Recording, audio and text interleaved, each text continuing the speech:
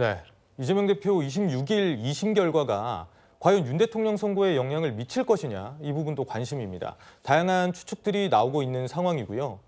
국민의힘에선 만약 이 대표가 항소심에서도 당선 무효형을 받는다면 윤 대통령 선고는 기각이나 각하가 될 걸로 지금 보고 있거든요. 최진봉 교수님, 이 주장이 좀 일리가 있다고 보십니까? 일리가 없죠. 이거는 헌재 재판관들이 너무 화날 얘기예요. 헌재 그래요? 재판관들이 그러면 이재명 대표의 판결 내용을 보고 본인들의 판단을 바꾼다는 얘기 아닙니까? 그건 있을 수 없는 일이고요. 예. 헌재 재판관들이 그런 분들이 아니라고 생각해요.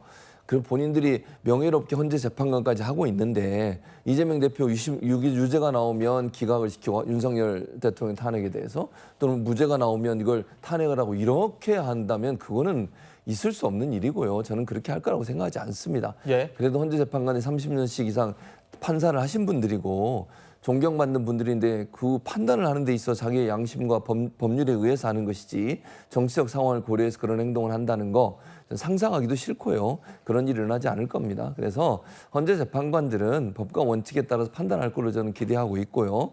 이재명 대표의 항소심 결과가 어떻게 나오든 그것과 무관하게 헌재는 헌재대로 본인들의 판단 결과를 밝힐 거라고 생각해요. 시기는 약간의 논란이 되고 있지만 내용 자체에 큰 변화는 저는 없다고 보기 때문에 파면 결정이 나올 가능성이 있다고 저는 보고요. 그렇다고 하면 헌재는 이재명 대표 재판의 결과가 어떻게 나오든 영향받지 않고 본인들이 생각했던 대로 법과 원칙에 따라서 판단할 걸로 생각합니다. 예, 방금 들어온 소식이 있어서요. 먼저 전해드리고 이야기 이어가도록 하겠습니다. 예, 방금 저희가 전해드렸죠. 24일에 형사재판이 있는데 출석을 하지 않는다라고 대통령 측 변호인단이 밝혔습니다. 윤 대통령이 다음 주 월요일 형사재판에 출석을 하지 않는다고 합니다. 예, 이야기를 더 이어나가 보면요. 이준석 개혁신당 의원은 또 다른 의견을 제시했습니다. 직접 들어보고 오겠습니다. 만약에 이재명 대표에게 유죄가 나온다. 그러면은 헌법재판소에도 자신 있게 인용을 8대 0으로 때릴 것이다 라는 얘기가 나오고 있습니다. 만약에 2심 선고에서 이재명 대표가 무죄가 나온다. 그러면은 사실상 이제 헌법재판소에서 탄핵의 기각이나 각하 의견을 내고 있는 재판관들이 계시다면은 굉장히 세게 각하나 기각을 주장할 것이다라는 얘기가. 그러니까 윤석열 대통령과 이재명 대표의 운명이 연동된다 이런 주장이거든요. 이 대표가 유죄면 윤 대통령도 파면이 될 거고 이 대표가 무죄면 윤 대통령의 탄핵도 기각이나 각하가 될 거다.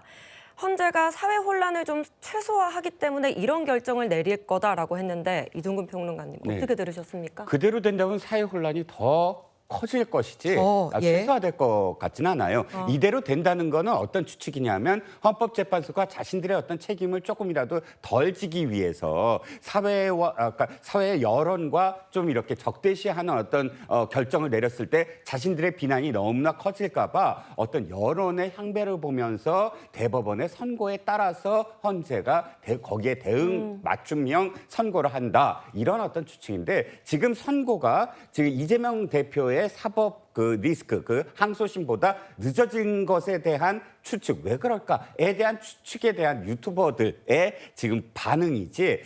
저도 최 교수님 말씀처럼 헌법재판소가 대법원 선고에 따라서 연동돼서 8명이 지금 숨죽이고 있다. 그렇게 헌법재판소를 바라보고 싶지는 않고요. 네. 제가 아까도 말씀드렸지만 이거는 추측, 그러니까 불가측한 것에 대해서 어떻게든 거기에 정당한 논리로 거기를 예측하게 만들고 싶은 어떤 욕망의 구현이다라고 생각을 합니다. 예. 윤석열 대통령과 이재명 대표의 운명이 걸린 한 주, 다음 주 이 시간이면 어느 정도 가닥이 나왔겠습니다. 지켜보죠.